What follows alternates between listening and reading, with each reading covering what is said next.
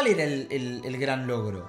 Y aparte, entre paréntesis, teniendo 36 muertos. Pero controlaste el Controlaste el espacio aéreo iraní por 10 días, por 12 días. Está todo bien.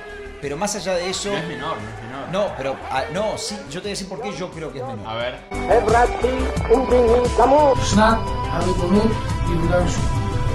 Esto es Ben Ayugot, un podcast para leer entre líneas. Hola Mati, ¿cómo estás? ¿Cómo andás, Johnny? Acá Bien. Estamos en un capítulo, el último del 2025. O el primero de 2026, dependiendo de cuando lo vean. Así es. Pero bueno, la idea de este capítulo, en un contexto distinto, más descontracturado, es hacer un repaso, ¿no? De todo lo que nos pasó en el año 2025. Un año que continuó la guerra que comenzó en 2023, el 7 de octubre, continuó con 2024, un 2025 cargado en esto que fue llamado la Guerra de los Siete Frentes. Sí, lo que vamos a tratar de hacer, me parece, es tratar de rankear un poco todos los frentes. Para explicar a la gente y para que la gente también juegue con nosotros, ¿no? Vamos a dividir los frentes y definir cada uno como muy bueno, regular o malo. Claro, la idea no es definir Irán, Gaza como bueno o malo, sino la situación, el contexto actual, qué es lo que está pasando ahí y si eso es favorable, no es favorable para Israel, en qué situación estamos parados. Y quiero agregar una cosa más. No vamos a coincidir en todo. Por lo tanto, vamos a ver qué es lo que resulta de todo esto. Sí, y también lo queremos escuchar a ustedes en los comentarios, a ver qué les parece y con quién están, a quién apoyan en esto que obviamente tenemos visiones distintas, pero creo que refleja un poco también lo que pasa acá en Israel, ¿no? Todo el tiempo, y así empezamos este podcast, todo el tiempo hay discusiones sobre lo que pasa en la realidad. Así que sin más introducción, empecemos. Vamos a empezar y no podemos empezar si no es por Gaza, creo. 100%. Gaza, el 7 de octubre, todo empezó en Gaza y creo que en algún punto todo está estancado un poco en Gaza, así lo veo yo. Y si tengo que poner una nota es regular. En mi opinión, regular. ¿Por qué? Porque una de las estrategias más importantes o más fuertes de Hamás fue lo que vimos que está pasando hoy en Gaza. Hoy Gaza está prácticamente destruida. La situación Hamás continúa en gran parte del territorio en la Franja de Gaza. Y la legitimidad internacional de Israel es muy baja, producto de lo que pasó en Gaza. La mayoría de los secuestrados volvieron. Eso es lo que te tira a regular, digamos, eso es lo que ¿no? tira un poco hasta a ahora regular. venías a malo. Con todo, para mí. Sí, con todo el dolor que eso trae, porque muchos podrían haber vuelto, y sabemos, hemos hecho varios capítulos sobre eso, pero lo cierto es que la Franja de Gaza creo que es el punto donde Israel quedó más estancado, en el sentido de que uno de los objetivos se logró a medias, volvieron la mayoría a algo que nadie pensaba, que vuelvan todos los secuestrados que vimos este año, pero por otro lado Hamás sigue controlando la Franja de Gaza, la franja está prácticamente destruida, la situación humanitaria es muy apremiante y la crítica internacional producto de Gaza es muy fuerte contra Israel. Por eso le pongo regular. Yo estoy con vos. Mira, acá coincidimos. También en regular no, tirando... Pero así no es divertido para así la no es gente. divertido para la gente. No, regular tirando para malo porque creo que hay dos cosas que por lo menos yo le pongo el énfasis. Punto número uno, creo que hay una desidia o una especie de culpabilidad de Israel en el sentido de decir nunca supo explicar o armar un plan para Gaza. Y el hecho de que nunca se haya discutido el día después y que no exista hoy una alternativa para Hamás tiene mucho que ver con lo que hizo Israel no solamente desde el 7 de octubre sino antes. Por lo tanto, coincido con tu lectura, pero le sumo que creo que regular para malo porque hay un énfasis que yo hago en que Israel nunca discutió, nunca pensó qué hacer con Gaza el día después. Y a veces a mí me da el miedo y la sensación de que a Israel le conviene que las cosas sigan iguales, que no quiere que mucho cambie.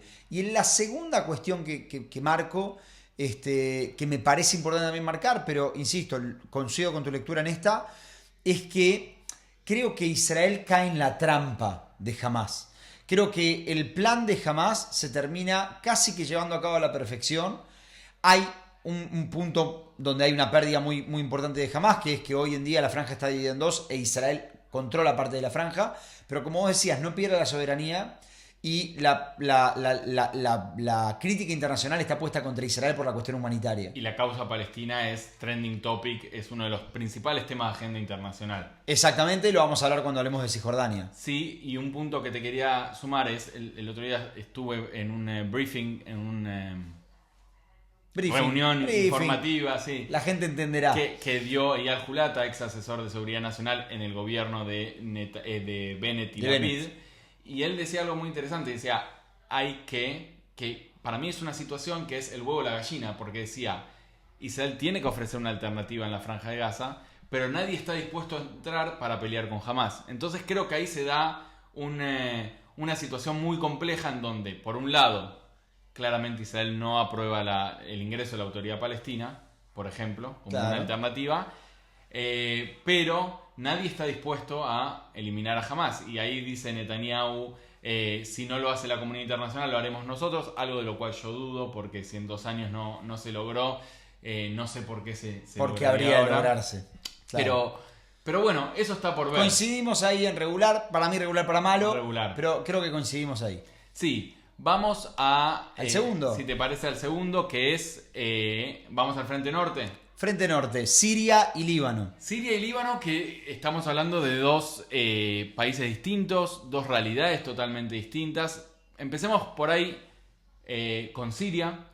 En Siria sí lo que tenemos que entender es que tras 54 años de gobierno de la familia Assad, cae el gobierno de Assad. Podemos debatir si es producto de las acciones de Israel, producto de las acciones de Turquía, producto de una acción en conjunto o por intereses separados, pero en conjunto cae este gobierno de Assad. Lo cierto es, y a los fines de lo que nos trae acá, que es la seguridad de Israel o las relaciones de Israel con estos países, lo cierto es que a Irán, cuando cae el gobierno de Assad, se le corta la carrera logística. La carrera logística. Acá tenemos un mapa de Israel, no sé si llega a ver, pero a través de Siria llegaba mucho del armamento al Líbano, a Hezbollah, y eso ya no existe. Lo cierto es que quien asumió es Al-Shara, Giuliani, que no sabemos para dónde va a ir. Trump dice es un tipo duro, que es un gobernante... It's a tough cookie. Sí, y es a good looking man. Sí, yo creo que Trump, no lo vamos a calificar ahora, pero yo creo que Trump tiene un tipo de hombre que le gusta, que es el hombre árabe. Porque dijo lo mismo de Mamdani, si te das cuenta. Es interesante, pero sí, yo ahora, con esta breve explicación, yo le pongo un bueno. Un bueno es porque es algo muy positivo que no esté Assad en Siria, una persona que utilizó armas químicas contra su propia población, una persona que utilizaba a Israel constantemente como chivo expiatorio. Bueno, porque cambió, pero tampoco es que podemos decir que lo conocemos. Es una persona que estaba en Al Qaeda hasta hace 2 minutos, afeitó, se puso un traje y ahora está de amigo Mahatma Gandhi. Claro, de amigo de Trump. Israel tomó sus precauciones, hay presencia israelí en el Hermón sirio. Hay que ver hacia dónde quiere ir. Eso. Si a mí me decís Siria, yo te digo bueno para excelente. Mirá. Creo que lo que sucedió es bueno para excelente. Depende mucho de muchas... Creo que los movimientos que pueda hacer Israel en los próximos meses. Y particularmente le pongo el foco a 2 cuestiones. Punto número 1, Israel tiene que dejar el Hermón sirio. Definitivamente tiene que salir de ese territorio lo antes posible. Y tiene que permitir que a Siria se estabilice para que entren inversiones y Siria se convierta en el país que Siria quiere convertirse, que es un país más cercano a Occidente que a Irán. Creo que hoy la forma de bloquear por completo la posibilidad de que Irán se meta en Siria pasa por que Siria se convierta en ese país que se quiere convertir. Y para eso tiene que entender Israel que Siria tiene que controlar, por ejemplo, las fuerzas de seguridad. Lo que significa que los problemas de Siria Israel se los tiene que dejar a Siria.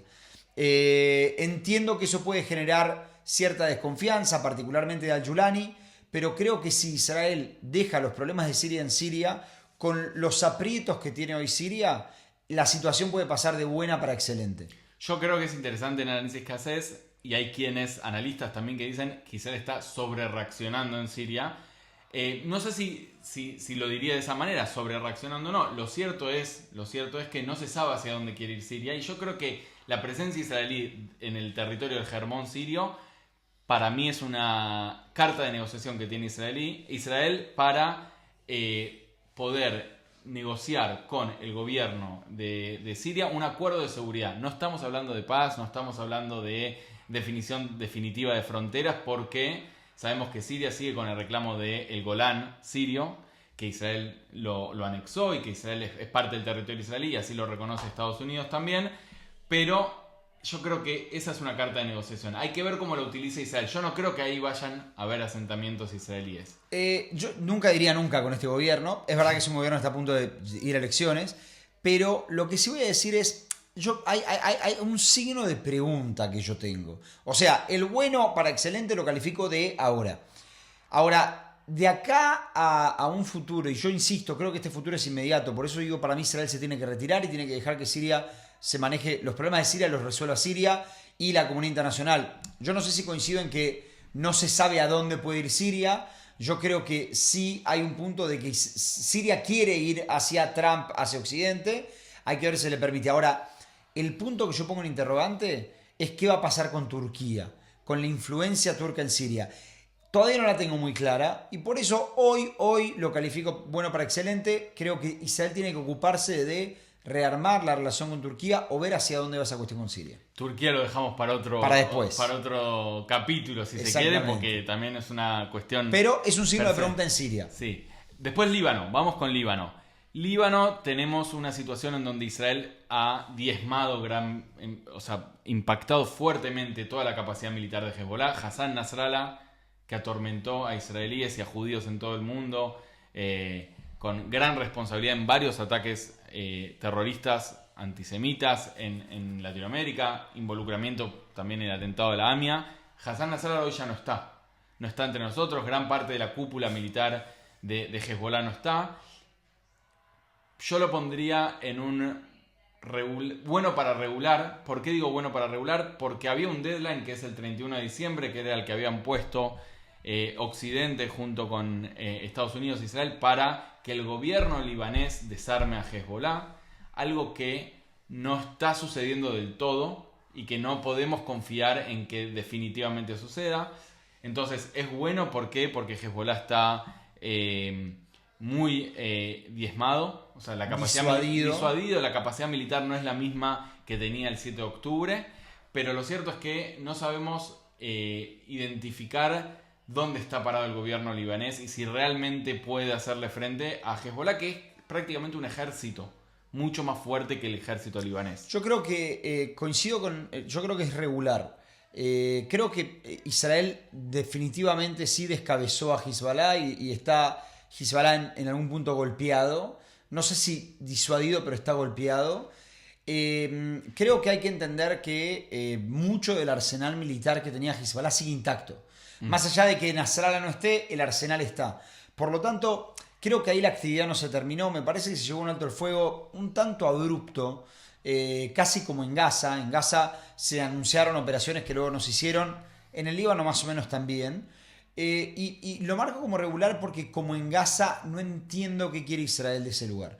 No entiendo qué es lo que Israel quiere hacer, cuál es la visión estratégica de Israel en el Líbano. Si quiere quedarse con los 5 puntos y más o menos ocuparlos, no sé si por la eternidad, pero por un largo plazo, hasta que algo pase con Hezbollah. Creo que todos tenemos que entender... Esos 5 puntos son puestos de avanzada donde está el ejército en territorio libanés, que yo creo que en definitiva lo que está haciendo Israel es esa buffer zone, esa zona militar cerrada, que como de manera unilateral, nadie lo autorizó.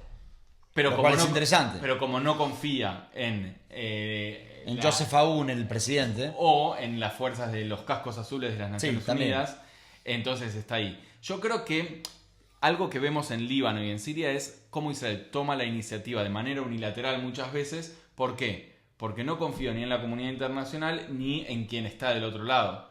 Ahora hay que ver, puede ser que esa desconfianza después del 7 de octubre sea difícil de reconstruir, pero también hay que ver otro punto que es, bueno, ¿qué señales están habiendo del otro lado para que me permitan aflojar un poco? Y cuando nosotros aflojar un poco no es aflojar un poco porque Israel quiere estar ahí, es aflojar un poco porque en definitiva en la primera línea están Kibbutz Dafna, las aldeas israelíes. Ahí Hay aldeas israelíes contra la frontera. La frontera. Y ese es el temor. Y nosotros no estamos hablando acá de la mayoría de evacuados del norte que todavía no vuelven, no porque siga habiendo guerra, sino porque las ciudades están desoladas, la economía no volvió, el desarrollo no volvió. Y ese es un tema que Israel también tiene que garantizar que pueda haber seguridad ahí para que la gente pueda volver.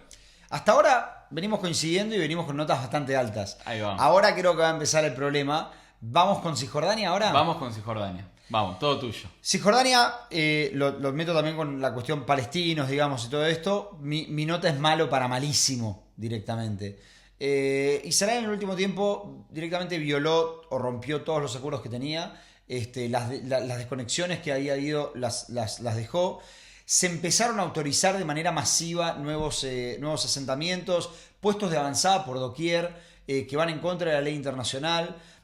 No se autorizó desde el 7 de octubre la entrada de trabajadores palestinos a Israel, lo cual está generando una olla a presión en Cisjordania, que el mismo establishment de seguridad le está diciendo al gobierno que no se puede meter.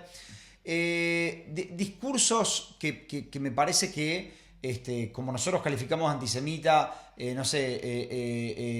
Globalized Intifada o From the River to the Sea, en la Knesset escuchamos hoy decir, y lo dijo Simcha Rothman, From the River to the Sea, nosotros vamos a estar. Creo que lo que estamos viendo ahora es el final de una política que lleva 20 años, que me parece que estuvo muy bien planificada, de romper todos los acuerdos y todos los avances que había habido de acuerdos entre Israel y los palestinos para tratar de ocupar y conquistar y adueñarse completamente de Cisjordania. Es verdad, el ejército está hace mucho tiempo en una operación ahí y se comunicaba, en estos días Israel Hayom decía, el año con menos atentados, ¿no? Pero cuando uno ve la fractura que hay, creo que la más grande de la historia entre la sociedad israelí y la palestina, creo que uno puede entender que la situación ahí es simplemente un desastre. Y solo sumo una cosa más. Netanyahu empezó los ataques después de la guerra del 7 de octubre, después del 7 de octubre, digamos, cuando Israel empieza los ataques, Israel dice, nosotros con esto tenemos que decir, y lo dicen hasta el día de hoy, que queda claro que no hay una solución de dos estados posible. Bueno, los únicos que tienen esa idea son ciertos sectores de la sociedad israelí y ciertos sectores de la política israelí, porque en el mundo el Estado palestino ya es una necesidad de la cual no se puede volver atrás. Y creo que eso es otro fracaso de la administración del conflicto. Interesante. Tocaste muchos temas. Muchos temas. Yo lo voy a calificar primero de regular. De regular porque también creo que la situación es muy apremiante. O sea, lo que está pasando en Cisjordania es algo muy difícil en cuanto a la fricción constante que hay entre los palestinos e israelíes que viven ahí. Acá hay que decir algo interesante o que me parece importante poner en contexto. La guerra de los 6 días donde Israel captura, recupera, utilicen el término que ustedes quieran, ocupa Cisjordania, fue la guerra más corta pero la más larga porque sus consecuencias las seguimos viviendo hoy en día. Claro, lleva 50 años. Todavía no se resolvió qué hacer con ese territorio. No se resolvió. ¿Y a qué voy con esto? Es que Israel todavía no anexó Cisjordania, lo considera un territorio en disputa y en la práctica lo que está pasando con un gobierno más de derecha es que se hacen un montón de actividades que tienen que ver con boots on the ground, con likboa udot bashetach, que de facto sucedan las cosas. Fait accompli, lo decimos en todos los idiomas. Que en ese sentido, Smotrich para mí es el ministro más exitoso de todo este gobierno. Ahí coincidimos, es muy exitoso, ¿por qué? Porque 19 asentamientos fueron aprobados.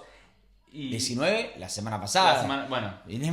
Venimos, y ahí hay que decir algo que es, que yo entiendo tu punto, porque vos decís, claro, Israel avanza con estos asentamientos, entonces deja sin lugar a la posibilidad de un Estado palestino. A mí lo que más me preocupa es otra cosa, porque yo creo que la mayoría de estos asentamientos no son, o por ahí, es wishful thinking, no sé si condicionan determinantemente la futura creación de un proceso diplomático en donde podamos... Yo no hablo de creación de un Estado palestino ahora, no creo que estemos ahí, pero sí de un proceso diplomático que te lleva a una solución donde ambos pueblos puedan vivir. Después vemos cuáles son las fronteras y todo. A lo que voy con esto, y quiero ser claro, que es que a la sombra del 7 de octubre y lo que pasó en Gaza, surge con mucha fuerza en gran parte de la política israelí es Cisjordania es el próximo, o el próximo 7 de octubre va a ser en Cisjordania. ¿Y por qué no pasa? Porque hay asentamientos israelíes. Entonces esta tesis yo no estoy tan seguro de que es por eso. Yo no creo que sea por eso, sí es real que cuando hay presencia israelí no hay tanta auge del terrorismo palestino. Fíjate que en la Idnatkut, en la desconexión, también Israel se va del norte de Cisjordania, algunos asentamientos ahí, que hoy es Jenin, donde hay más fricción. Entonces a lo que voy con eso es, a la sombra de el 7 de octubre, se crea toda una securitización, si se quiere, una creación de seguridad donde hay una situación donde hay que defender a los muchos judíos que viven ahí, pero en la práctica lo que sucede es que una cuestión es la defensa y otra cuestión es el avance sobre un territorio que todavía está en disputa. Y acá hay que decir dos cosas. Israel no está haciendo todo lo necesario para frenar a grupos extremistas que no son la mayoría de los colonos, pero que sí. Estamos hablando, por ejemplo, de Noar Agbaot, las juventudes de los valles. De los valles, de las colinas. Y ahí este grupo minúsculo genera violencia con los palestinos, y eso tiene que ser condenado. Violencia para con los soldados israelíes y poco favor le hace a todo el proyecto de los asentamientos. Entonces, creo que el punto es regular. ¿Por qué? Porque Israel tiene que implementar la ley y proteger a todas las poblaciones que viven ahí. Irregular es porque Israel sigue sin tomar una decisión de lo que quiere hacer en Cisjordania. Y creo que por esos dos puntos pasa lo que estamos hablando en Cisjordania, que es también uno de los puntos más álgidos de la condena internacional. Sí, exactamente. Creo que es el corazón de la condena, es lo que Israel hace. Recordemos que Israel ahora le sacó las licencias a organizaciones humanitarias. Y lo mismo que pasó en Gaza. ¿Qué es lo que termina haciendo Israel? Le saca la licencia a organizaciones humanitarias, pero no pone una alternativa viable. Entonces, sigue exactamente en lo mismo que pareciera ser simplemente el destrato a la vida de los palestinos para tratar de que se vayan. Ahora, yo coincido con vos en algo. Yo no creo que los puestos de avanzada de facto prohíban que ahí se establezca, que se establezca en algún momento el Estado palestino.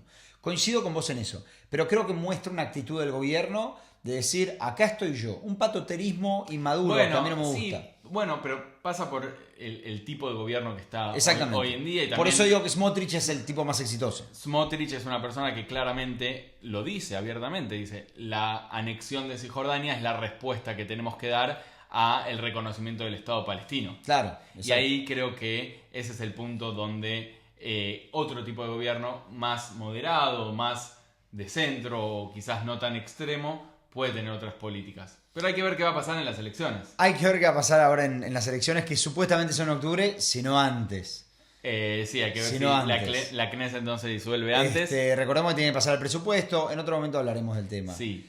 Pasamos por Gaza, pasamos por Cisjordania, frente norte, vamos con Irán. Irán. Un país que nos atacó directamente. Por primera vez en 2024, ¿no? Claro, 2024, pero en 2025, en junio, vivimos la guerra de los 12 días. Sí. Que yo siempre digo, tuvimos la guerra de los 6 días, la guerra de los 12 días, quizás la próxima sea de los 18 y vamos así en la tabla del 6. O los 24. Capaz que se va multiplicando. Ahí va, puede ser. Hay que ver qué va a pasar. Lo cierto es que, mira, Irán, como yo lo veo, le pongo un bueno, que puede ir para excelente o para regular. Depende de... Mirá, yo lo tengo en malo. Ahora ¿en malo? Opa, mirá, acá tenemos una distinción. ¿Por qué digo bueno? Irán creó una estrategia con 3 puntos. El programa nuclear, el programa de misiles balísticos y los proxies. El programa nuclear no quedó obliterated, eliminado definitivamente como dice Trump, pero sí gravemente dañado, y creo que el mensaje de Estados Unidos y Israel juntos atacando el programa nuclear de Irán es un mensaje de mucha disuasión. Por otro punto, los proxies iraníes que formaron este eje este anillo de fuego contra Israel, también fueron en gran parte debilitados. Hezbollah ya no es lo que era, los hutíes no tienen la capacidad de lo que era, si bien siguen existiendo y amenazando. Siria no está más Assad, las milicias iraquíes están más tranquilas. Digo, hay todo un desarme de estos proxies. Y el punto, que es los misiles balísticos, todavía sigue estando el programa de misiles balísticos. Han habido informes de que Irán está reconstruyendo estos misiles balísticos. En la práctica, digo, puede ir para excelente o para regular, depende de qué, de la implementación y de la postura que tome Estados Unidos e Israel, creando un eje con países sunitas moderados, y acá el rol de Arabia Saudita para mí es clave, en contra de Irán. Pero yo siempre voy a decir algo: ¿es bueno si hay un acuerdo con Irán diplomático? Sí, pero yo prefiero una implementación sin acuerdo que un acuerdo sin implementación. ¿Qué significa eso? No me interesa si hay un acuerdo muy lindo, pero que en la práctica Irán siga construyendo sus armas nucleares. Prefiero que no haya un acuerdo y que esté implementado. Claro. Entonces, por eso creo que tiene que ver con esa capacidad de Israel y de los países de la región de formar un acuerdo, un eje, un bloque contra Irán, contra el extremismo chiita de Irán. Si lo logra, genial, y si no, creo que estaremos en una nueva ronda de violencia. Yo lo veo como malo por lo siguiente: tanto como en Gaza como con el Líbano, yo no entiendo cuál fue el objetivo de Israel con la guerra. No lo termino de entender. Y creo que hubo una falta de planificación también para eso. Si Israel quería eliminar y quiere eliminar los misiles balísticos de Irán, para eso va a tener que salir a la guerra cada 6 meses, cada 7, cada 8 meses. O sea, va a tener que tener con Irán las mismas vueltas que tenía con Hamás en Gaza. Con la diferencia que Irán es Irán y Hamás es Hamás. Por lo tanto, eso no lo termino de entender. Si el problema era el armamento nuclear, digamos, la posibilidad de que Irán llegue a la bomba nuclear, acá voy a decir 2 cosas. Punto número 1, Netanyahu viene diciendo hace por lo menos 15 años que Irán está a 2 semanas de una bomba nuclear. Por lo tanto, no lo sé. Entiendo que estaban mucho más cerca ahora. Pero punto número 2, a pesar de lo que dice Netanyahu... no es un punto menor, perdón que te corte, pero no es un punto menor porque hay una amenaza existencial. Sí, no, exactamente. De todas formas, en Estados Unidos, por ejemplo, no creen que sea una amenaza, no creen que Irán haya querido usar una bomba contra Israel. Y creo que esa diferencia hace a la diferencia, a la falta de planificación de la guerra de Israel, que no supo explicarle a nadie para qué salía la guerra. No coincido con eso, porque creo que la comunidad internacional en su mayoría apoyó a Israel en la guerra con Irán. Sí, al principio, hasta que Israel empezó a bombardear canales de televisión, empezó a decir que quería cambiar el régimen. Bueno, pero eso lo tienen que decir. Yo no sé si lo tienen que decir. Creo que Israel realmente no tuvo ningún tipo de planificación. De hecho, si no venían los aviones B-2, ¿cuál era el gran logro? Y aparte, entre paréntesis, teniendo 36 muertos. Pero controlaste el espacio aéreo iraní por 10 días, por 12 días. Está todo bien. Pero más allá de eso... No es menor. No, pero... sí, yo te voy a decir por qué yo creo que es menor. A ver. Primero, porque no estoy seguro, creo que nadie sabe qué es lo que sucedió con los sitios nucleares. No hay información concreta, no está muy claro que hayan sido obliterados, como dice Trump, pero mucho se retrasó seguro. Si se retrasó 6 meses, de nuevo, ir a una guerra nuclear, tener el riesgo de una guerra nuclear cada 6 meses no tiene mucho sentido. Punto número 2, el régimen estaba en una situación muy mala, la está también ahora, y es interesante porque ahora también están las amenazas de un ataque israelí, y esto solo fortaleció al régimen. Mientras se trató de imponer al Shah como una especie de salvador de Irán, fortaleció al régimen por completo. La gente, los iraníes, las protestas que habían fueron reprimidas, Irán sacó a matar a 500 personas y el régimen iraní no solo sobrevivió, sino que quedó mucho más fuerte, no se movió de su lugar. Y ahí viene mi punto 3, que es, entiendo que Irán fue lastimado, lo entiendo. Ahora, eso tuvo 2 consecuencias. La consecuencia número 1, nosotros no supimos qué pasó con los 400 kilos de uranio enriquecido. Lo más probable es que si Irán quería una bomba nuclear por miedo a un ataque israelí estadounidense, entonces cuando no sabes qué pasó con los 400 kilos, lo más probable es que corran hacia un armamento nuclear. O sea, lo que hiciste fue materializar la pesadilla iraní y no controlar qué iba a pasar después. Vos fuiste, atacaste, te fuiste, controlaste el cielo por 12 días. Pero el día 13, Pero Irán... vos crees que el Mossad que no hay ninguna información, que Yo- Israel se Irán- sienta de brazos cruzados Israel no ahora? sabe qué está pasando en Irán respecto de los 400 kilos de uranio. Es información de todo el mundo. Por lo tanto, los 400 kilos de uranio... Permitime dudar. Yo digo así, los 400 kilos de uranio enriquecidos al 60% requieren un plazo de 2 semanas para convertirse en... Sí, eso es. Perfecto. Entonces, por 12 días controlaste los cielos. Lo que pasó del día 12 al día 12 más 14, 26, Sí. al día 26 no tenemos idea. Y las centrífugas pueden ser laboratorios portátiles que no se necesita tampoco ser un científico para poder enriquecerlo. Por lo tanto, yo digo, una vez que materializaste la amenaza, si no impusiste un acuerdo, que era lo que tendría que haber hecho Estados Unidos el día 13, una vez que le dice a Israel, te trae los aviones de vuelta, Israel estaba yendo a atacar de nuevo. Sí. Y si no lo hiciste, entonces tenés un problema. Y ahí voy con el segundo punto, el último punto para mí, que hace malo a Irán. La imagen de Irán como animal, acá se lo dice animal herido, ¿viste? Lamiéndose las sí, heridas, generó algo en el mundo árabe, que ahora lo estamos viendo, que en Yemen se está moviendo mucho, que es de repente una... todos están peleando por ser el próximo... Irán. La próxima potencia de Medio Oriente. Entonces La lucha tenés- por la hegemonía de Medio Oriente. entonces tenés a Turquía, Arabia Saudita se está peleando con Emiratos Árabes Unidos, Arabia Saudita e Israel están no lejos. Es imposible que hoy haya una normalización con Arabia Saudita, imposible. Por sí, No es solo muy por la difícil. cuestión del Estado palestino. Hoy Arabia Saudita lo dice, Mohammed bin Salman dice la cuestión del Estado palestino porque sabe que no se la van a agarrar, porque hoy no la necesita. Hoy él cree que no hay una amenaza iraní. Por lo tanto, Porque Israel hizo un trabajo. sí, lo que estoy diciendo, la falta de planificación te llevó a que si vos no cerrabas el día 13 con acuerdos, todas las guerras, entonces todo lo que hiciste en 6, 8 meses, 10 meses, 1 año, 2 años, se desvanece y vos quedaste en la misma situación que estabas antes, capaz peor, con la imposibilidad de conseguir acuerdos. Las guerras se tienen que cerrar con acuerdos. Entonces, yo lo califico como malo porque creo que hubo una falta de planificación. Hubo una intención de atacar, Israel tenía el derecho a atacar y lo hizo, pero tendría que haber pensado qué quería conseguir con la guerra. Al no pensarlo, no consiguió mucho y diría que hoy la posición de Israel está, si se recupera Irán, es más vulnerable. Si no se recupera, está igual. Porque la lucha por la hegemonía sigue. Hoy no será Irán, será Turquía.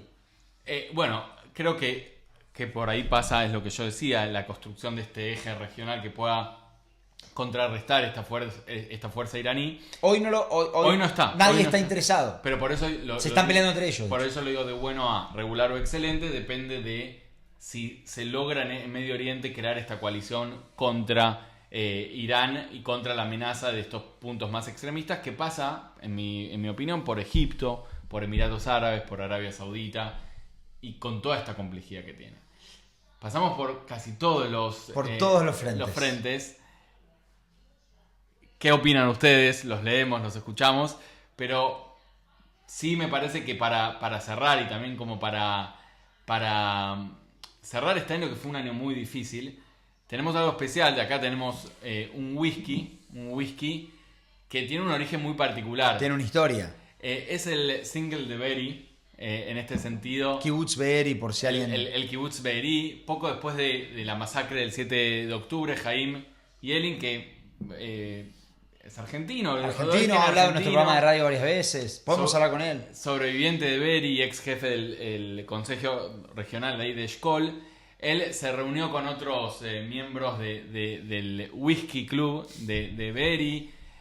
Fue una de las noches así de mucho duelo, después de la masacre cometida por Hamas el 7 de octubre. Y él tuvo esta idea de sembrar cebada en los mismos campos donde ocurrió la tragedia. Mira. Donde ocurrió la tragedia. Y esto fue una cebada que fue entre tanques. Lo más increíble es que para la cebada que creció durante el 2024 cerca de la ruta 232, que es la ruta conocida como la ruta de la muerte, ¿no? La ruta de la muerte por Claro. todo lo que pasó ahí. Y él dice esto, que sabíamos que esta cebada iba a tener un destino especial. Haim Yelin cuenta, él tiene tatuado el 7 de octubre en su brazo. brazo, y Y esta es una botella que simboliza eso, ¿no? La resiliencia, el mirar hacia el futuro. Particularmente ellos no tenían una destilería, entonces hicieron colaboración con una destilería israelí que es la M&H, Milk and Honey. Recomendamos, y esto no es chivo. No pusieron plata. No. No pusieron plata. Que la prueben. Y que la pongan. También.